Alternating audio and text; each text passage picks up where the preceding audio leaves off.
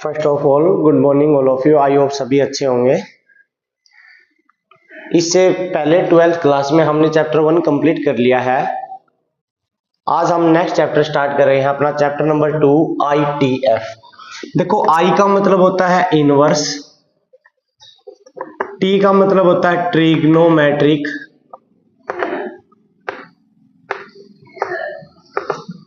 और एफ का मतलब होता है function. Inverse trigonometric function chapter का नेम है। इनवर्स ट्रिग्नोमेट्रिक फंक्शन, तो इसका मतलब जितने भी ट्रिग्नोमेट्रिक फंक्शन है उनका इनवर्स, और किसी भी फंक्शन का इनवर्स तब एग्जिस्ट करता है जब अपने पास फंक्शन 1 1 और ऑन टू हो।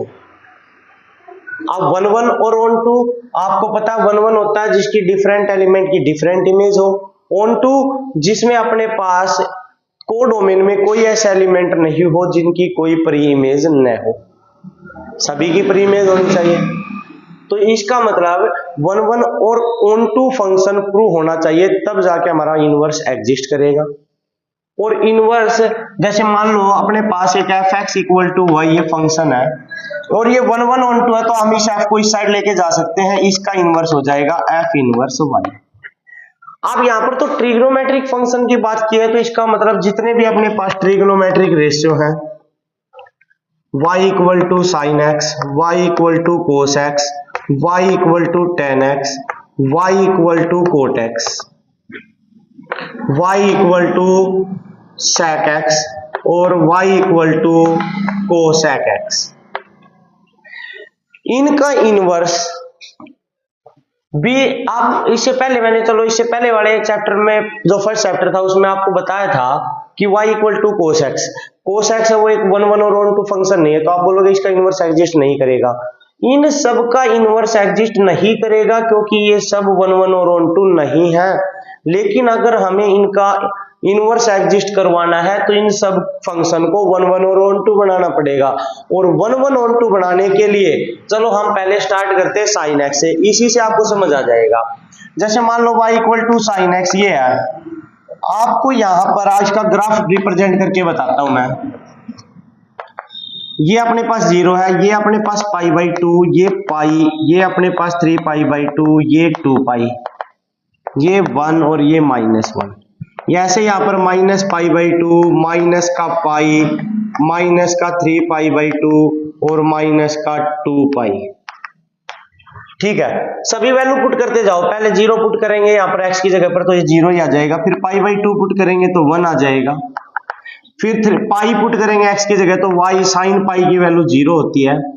फिर 3π/2 पुट करेंगे यहाँ पर, तो sin 3π/2 की वैल्यू -1 होती है।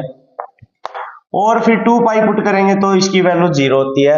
एज इट इज यहाँ पर -π/2 की वैल्यू अपने पास कितनी होती है, -1 होती है।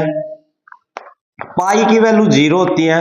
-3π/2 की वैल्यू है वो 1 होती है, और 2π की वैल्यू है वो 0 होती है। ठीक है, आप यहाँ पर पुट करके देखोगे, इन सब की टेबल आपने 11th क्लास में पढ़ी भी है। अब इनसे अगर ग्राफ को रिप्रेजेंट करते हैं हम, तो इस तरह का ग्राफ अपने पास रिप्रेजेंट हो जाता है। और ये ग्राफ एक कंटिन्यूस ग्राफ है, मतलब आगे ऐसे ही चलता ही रहेगा, इसी तरह ऐसे। ठीक है, और अगर ग्राफ चलता रहेगा तो जो ग्राफ ऐसे कंटिन्यूस आगे बढ़ता रहता है, तो वो ग्राफ, वो फंक्शन 1 1 और ऑन टू नहीं होता। लेकिन फिर इस sin x को sin इनवर्स x बनाने के लिए हमें इसको 1 1 और ऑन टू करना था, और 1 1 और ऑन टू करने के लिए हमने इनकी कुछ वैल्यू फिक्स कर दी, यहां से लेकर यहां तक, -π/2 से लेकर π/2 तक। यहां से लेकर यहां तक देखोगे आप, हर कोई भी क्वेश्चन, हर कोई भी वैल्यू उसकी डिफरेंट वैल्यू ही आएगी। जैसे π/2 रखोगे तो 1 आया था, -π/2, -π/2 रखोगे तो -1 आएगा, sin 30 रखोगे तो 1/2 आ जाएगा। ऐसे यहाँ पर sin -30 रखोगे -1/2 आएगा। तो आप क्या देख रहे हो, डिफरेंट एलिमेंट की डिफरेंट इमेज बनती जा रही है। एक एलिमेंट की एक इमेज आ रही है, सेम किसी की नहीं आ रही। कहां तक, -π/2 से लेकर π/2 तक। तो इसका मतलब ये एक रेंज हमने डिफाइन कर दी इस फंक्शन की। इस फंक्शन को इनवर्स एग्जिस्ट करवाने के लिए हमने इनकी कुछ वैल्यू डिफाइन कर दी जिनके बीच में ये 1 1 और 1 2 रहेगा। और वो डिफाइन क्या की, साइन क्यों, साइन इनवर्स एक्स मैंने आपको बता दिया कब बनेगा। तो देखो क्या इसकी डिफाइन कर दी, इस ग्राफ से आप अच्छे से समझ सकते हो क्या रेंज डिफाइन की, -π/2 से +π/2। यहां तक ये फंक्शन की अलग एलिमेंट की अलग इमेज आएगी। तो इसका मतलब साइन इनवर्स एक्स तब एग्जिस्ट करेगा जब अपने पास ये -π/2 से π/2 तक की वैल्यू के बीच में डिफाइन होगा, नहीं तो ये इनवर्स एग्जिस्ट नहीं करेगा क्योंकि फंक्शन 1 1 और 1 2 नहीं है। 1 1 और 2 तब रहेगा जब ये यहां से लेकर यहां तक डिफाइन हो -π/2 से +π/2। तो इसलिए जो हमने वैल्यू डिफाइन की उसको इसका रेंज नाम दे दिया। ऐसे ही कोस इनवर्स एक्स है, ये तब डिफाइन होगा जब अपने पास ये 0 से पाई के बीच में डिफाइन करेगा। किसके बीच में, 0 से पाई। ऐसे ही अपने पास tan, जो अपने पास है tan x, ये tan इनवर्स x तब लिखा जाएगा जब अपने पास इसकी रेंज -π/2 से π/2 होगी। लेकिन यहां पर देखो ओपन ब्रैकेट आएंगी, क्या आएंगी, ओपन ब्रैकेट आएंगी। क्यों आएंगे ओपन ब्रैकेट, क्योंकि tan π/2 की वैल्यू नॉट डिफाइंड होती है, तो π/2 हम यहां पर पुट नहीं कर सकते, tan π/2 हम यहां पर पुट नहीं कर सकते। इसलिए अपने पास यहां पर ये ओपन ब्रैकेट लगा दी। कोट को कोट इनवर्स एक्स तब लिखा जा सकता है जब इसकी रेंज अपने पास 0 to पाई हो, लेकिन उसमें अपने पास π/2 इंक्लूड नहीं करेगा। क्या इंक्लूड नहीं करेगा, π/2 इंक्लूड नहीं करेगा, क्योंकि देखो tan π/2 क्या होता है अपने पास, नॉट डिफाइंड होता है ना। tan π/2 अपने पास नॉट डिफाइंड होता है, तो लेकिन फिर चलो फिर तो इंक्लूड करेगा। क्यों करेगा, क्योंकि चलो एक सेकंड भाई, tan π/2 अपने पास इसमें इंक्लूड करेगा क्योंकि tan π/2 अपने पास क्या होता है, नॉट डिफाइंड होता है। तो कोट π/2 तो अपने पास 0 हो जाएगा, तो इसका मतलब इंक्लूड करेगा। और इंक्लूड करेगा तो यहां पर हम इसकी रेंज लिख सकते हैं 0 to पाई। समझ आ गया होगा आई होप सबको।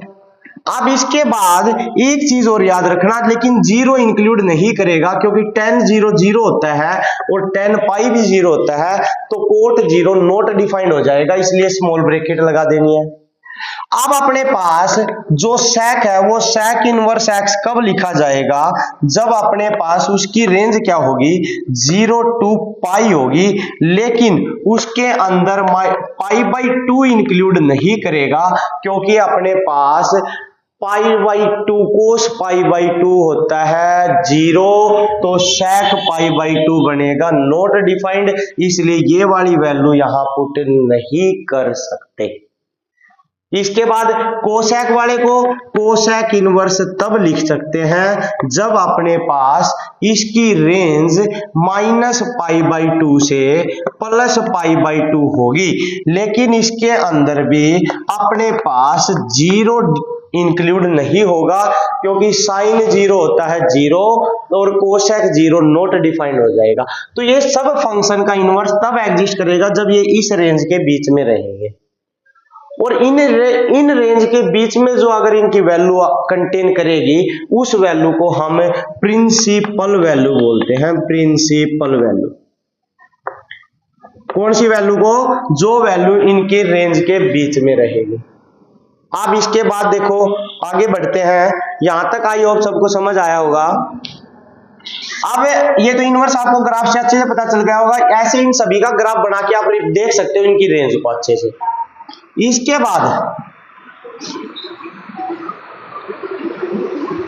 अपने पास देखो भाई साइन इनवर्स और साइन एक्स अगर इस तरह लिखे हुए हैं तो हाँ उसका आंसर आता है एक्स। देखो ये एक दूसरे का, ये इसका अगर इनवर्स है तो अपने पास सिर्फ एंगल बचता है एक्स, ठीक है। इसके बाद ऐसे ही ये इससे कट हो जाएगा तो ये x बच जाएगा, और क्योंकि इसका इनवर्स है कोस इनवर्स और कोस x लिखा हुआ तो x बचेगा। लेकिन अब मैं इनकी बात बताता हूं, अगर इनके एंगल में माइनस x हो तो क्या करेंगे,